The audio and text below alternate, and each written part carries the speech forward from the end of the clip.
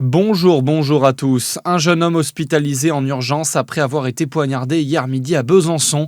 Une rixe a éclaté dans le quartier Battant. La victime âgée de 29 ans a reçu plusieurs coups de couteau dans le dos, mais ses jours ne sont plus en danger. Son agresseur, après avoir pris la fuite, a finalement pu être interpellé et placé en garde à vue. En raison de son état de santé, il n'a pas pu être auditionné. Le parquet de Besançon a ouvert une enquête pour comprendre les circonstances exactes de cette agression. Dominique Guilloni-Stolz se retire pour des raisons de santé. La candidate de la France insoumise à la mairie de Dijon ne pourra pas se présenter en mars prochain. C'est donc son suppléant Olivier Minard qui prendra les commandes de la liste pour ces élections municipales qui auront lieu du 15 au 22 mars prochain. Vous avez encore 3 jours pour vous inscrire en ligne sur les listes électorales.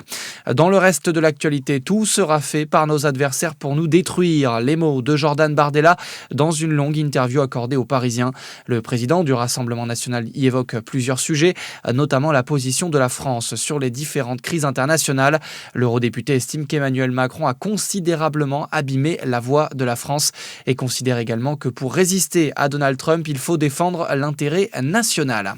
Le président du Sénat sort du silence. Il apporte son soutien à la députée Sandrine Josso, droguée à son insu par le sénateur Joël Guerriau. Gérard Larcher dit vouloir prendre contact avec elle dans les prochains jours. La députée a appelé le président du Sénat à s'exprimer, se disant peiné par son absence de réaction. Les sports et le football d'abord. Les filles du DFCO efficaces à Strasbourg.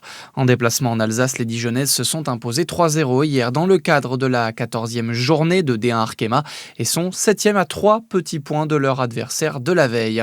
Et puis en basket, malgré une très belle combativité, les joueurs de l'élan Chalon se sont inclinés sur le parquet de Nanterre en Betclic Elite. Défaite 88-82. Très bonne fin de week-end à l'écoute de Fréquence Plus.